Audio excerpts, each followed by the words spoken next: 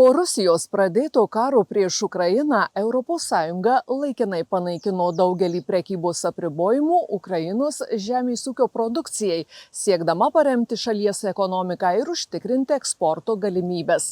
Tačiau dalis Europos ūkininkų teigia, kad padidėję Ukrainos grūdų srautai prisidėjo prie grūdų kainų kritimo ir sustiprino konkurencinį spaudimą vietos gamintojams. Žemdirbių organizacijos taip pat kelia klausimus dėl skirtingų gamybos reikalavimų ir sąnaudų, su kuriomis susiduria ES ir Ukrainos ūkininkai. Ar Ukrainos grūdų importas tapo rimtu iššūkiu Europos ūkininkams? Apie tai kalbamės su Lietuvos žemės ūkio rūmų pirmininke Algimanta Pabedinskiene. Dažnai girdime teiginį, kad Ukrainoje išauginti grūdai naudojami kaip priemonė silpninti Europos ūkininkų konkurencingumą. Kokiais faktais remiantis galima pagrįsti arba paneigti tokį vertinimą? Pagrįsti tai tikrai negalima, nes tikrai taip nėra. Bet turbūt mes turime tiek tos išminties, ne tik tai Lietuvoje, bet ir kitose ES valstybėse, kad atsitikus taip, kaip atsitiko Ukrainai, kad reikia visas pajėgas sutelkti ir padėti tiems, kurie šiandien turi tą labai tokią sudėtingą situaciją. Tai tikrai niekas nesilpnina. Taip, iš pradžių buvo šiek tiek galbūt šokas, nes kada per Juodąją jūrą nebuvo galima transportuoti grūdų ir atsirado tik tai galimybė, sakykime, geležinkeliais, oro transporto arba kelių transporto išvežti iš Ukrainos grūdus, tai be abejo besiribojančios šalys, kaip Lenkija, sakykime, Bulgarija, Rumunija, ar tai Vengrija, ar Slovakija, ar ne, šiek tiek jų ūkininkai sunerimo, kad tiesiog gali būti, kad pasikeis šiek tiek situacija, bus dempinguojamos kainos grūdų ir panašiai. Bet nieko tokio nenutiko, pirmasis tas šokas praėjo ir visi labai puikiai suprato, kad iš tiesų tą globalinę problemą reikia spręsti. Kaip Ukrainos žemės ūkio produkcijos importo augimas per pastaruosius metus paveikė Lietuvos ir kitų ES šalių grūdų augintojų pajamas bei produkcijos supirkimo kainas? Be abejo, ukrainiečiai visada turėjo žemesnės kainas, jie tarptautinėme kontekste yra papuolantys į 10-tuką bendrai grūdus, kas eksportuoja.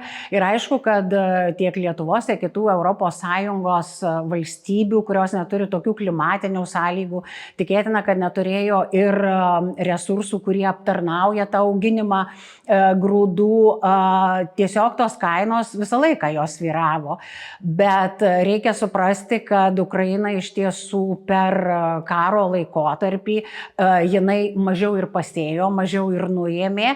Ir aš nemanau, kad mūsų Lietuvos ūkininkams ar, sakykime, ES ūkininkams tai buvo didelė problema ilguoju laikotarpiu. Trumpuoju laikotarpiu Europos komisija priėmė reglamentus ir komunikatus, kuriais padėjo liberalizuoti, sakykime, pavyzdžiui, ir tas kainas ir priėmė visus kitus sprendimus, kurie nepažeistų tos šalies, tai yra ES šalies narės, kažkokius tai interesus. Buvo ir finansiniai klausimai sprendžiami, ypatingai tų šalių, kurios ribojasi su Ukraina, visas paketas priimtas. Ir reikia prisiminti dar vieną labai svarbų dalyką, kad ES turi bendrai žemės ūkio politikos visą paketą 21-27 metų ir ten yra pirmasis ramstis kalba apie tiesioginės išmokas, tai niekas nenutraukė tų tiesioginių išmokų.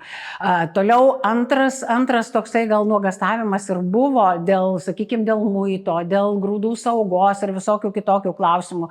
Tai šitoje vietoje ES taip pat pateikė eilę pakeitimų įstatymų, kurie leido subalansuoti tiek Ukrainos, sakykime, tuos įvežamus grūdus, tiek mūsų prekybą. O jeigu kalbant apie Lietuvos grūdus, tai rinkomis mes negalime irgi nei konkuravome, nei konkuruoti su kitomis, sakykime, šalimis, kur pagal Jungtinių tautų konvenciją iš tiesų apsirūpinimas maistu ir išvežami yra grūdai, sakykime, ten Azijos šalys ir panašiai.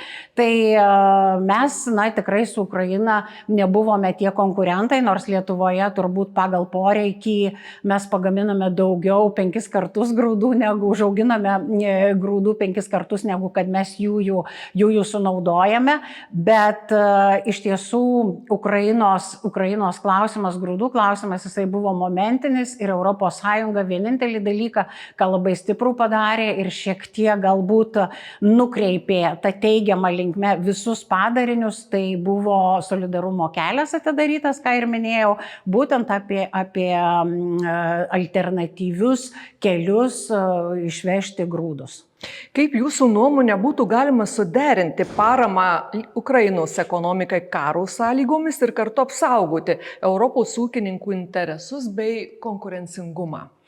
Aš manau, kad čia problemos, kaip ir minėjau, buvo tik tai iškilusios tuo pirmuoju laikotarpiu, o kada įsijungė kritinis mąstymas ir išmintis, tos problemos kaip ir neliko. Visi suprantame, kad nuo Lietuvos už 1000 kilometrų vyksta karas ir turbūt mes visi visomis pastangomis turėtume padėti Ukrainai ir suprasdami, kad jų vienas iš tų didelių turtų yra grūdai, kad juos reikia eksportuoti, kad jie galėtų pagal Jungtinių tautų konvenciją taip pat įgyvendinti savo pažadus, aprūpinti maistu tas likusias pasaulio šalis. Tai aš manau, kad šitoje vietoje viskas čia yra gerai, tik tai labai dažnai emocijos sužaidžia ir kai emocijos sužaidžia, tai tada atrodo, kad kažkas tai trukdo kažką tai mums daryti. Manau, kad tikrai taip nėra.